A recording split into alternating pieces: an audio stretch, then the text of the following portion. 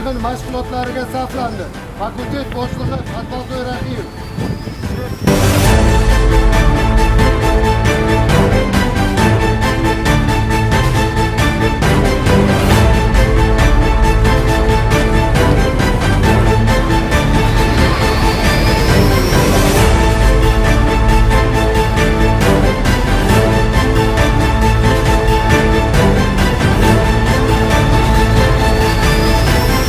Bugun Farg'ona davlat universiteti harbiy ta'lim fakulteti umumqo'shin tayyorgarlik sikili 2-bosqich talabalari bilan harbiy tayyorgarlik bo'yicha o'quv dala yig'in mashg'ulotlari avj olmoqda.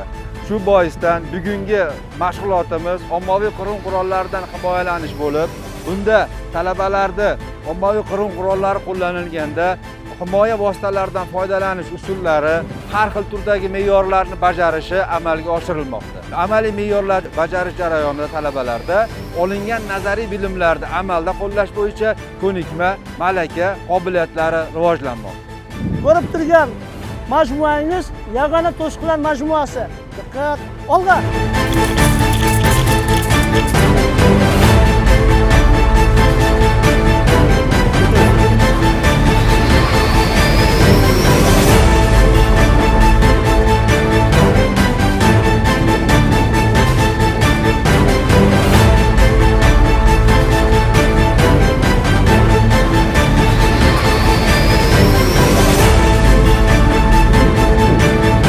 Dala o'quv yig'inida kursantlarni fakultetda olingan barcha nazariy bilimlarni amalda qo'llash amalga oshirilmoqda. O'quv nuqtamizda yarador jangchini jang maydoniga olib chiqish usullari bajarilyapti.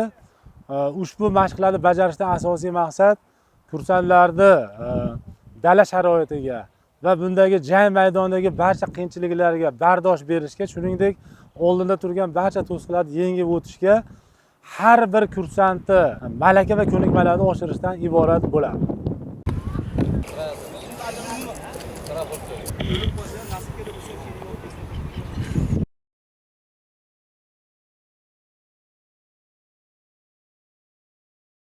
Dala o'quv maydonidagi demak mashg'ulotlar jarayonidan 9-me'yor, ya'ni turnikda tortilish mashqi o'tkazilyapti. 4-guruh shaxsiy tarkib bilan ushbu turnikka tortilish mashqi jismoniy sifatlarni rivojlantirishda juda ham katta ahamiyat kasb qiladi. Bu me'yorlarni bajarish o'quvchilarimizda o'ziga bo'lgan ishonch, jangovar salohiyatni oshirishga yordam beradi. Hurmatli kursantlar, mashqimiz harbiy avtomobil texnikasiga chiqish va harbiy avtomobil texnikasidan tushish mashqini bajaramiz.